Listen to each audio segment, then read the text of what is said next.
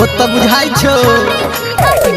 छै मस्त जवानी हमर हम छोरी छी हंसी अच्छा हम तोरा सन सन छोरा के नहीं करबो रे पसी बट कहबे तू टेंशन हटा देबोगे अच्छा बट कहबे तू टेंशन हटा देबोगे तोरा पहकर के छाती सटा लेबोगे तोरा पहकर के छाती सटा लेबोगे अच्छा। एक मिनट में तोहरा पटा लेबोगे एक मिनट में तोहरा पटा लेबोगे मुहे कर देबो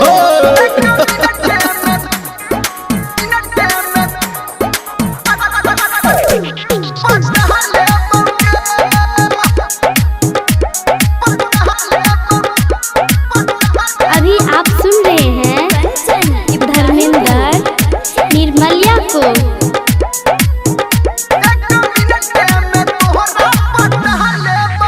घर में चाउर नहीं काज है और नहीं करे छे खाली फुटानी तुरे करे छे खाली फुटानी तुरे हां हां घर में चाउर नहीं काज है और नहीं करे छे खाली फुटानी तुरे किया तू बात बनाब छी गे हमरा तू झूठो गरियाब छी गे बात कहबो त कहबे घटा देबोगे सच कहबो त कहबे घटा देबोगे तोरा पहकर के पहजा सटा लेबोगे अच्छा। तोरा पहकर के पहजा सटा लेबोगे एक मिनट में तोहरा पटा लेबोगे एक मिनट में तोहरा पटा लेबोगे दूर जो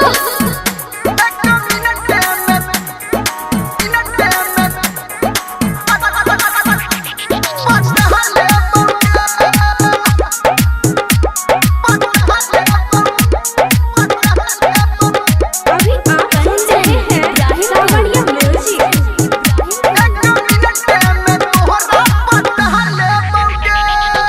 सुनधारा में निंदर हमरा अंदर तोहर कोनो सेटिंग नहीं छौ रे छोरा हो तो हम लागले छियो हां सुनधारा में निंदर हमरा अंदर तोहर कोनो सेटिंग नहीं छौ राइटर सनटू के काटे छी गे हे गे संजय गौतम के डांटे छी गे तू आरती से कहबे हटा देबोगे नहीं गे। तू आरती से कहबे हटा देबोगे ये तोरा पहकर के पहजा सटा लेबोगे तोरा पहकर के पहजा सटा लेबोगे एक मिनट में तोहरा पटा लेबोगे एक मिनट में तोहरा पटा लेबोगे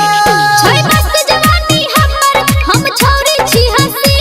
हम तोरा सन सन छोरा के नहीं करबो रे पसी पट कहबे तू टेंशन हटा देबोगे पट कहबे तू टेंशन हटा देबोगे तोरा पहकर के छाती सटा लेबोगे चला। तोरा पहकर के छाती सटा लेबोगे अच्छा। एक मिनट में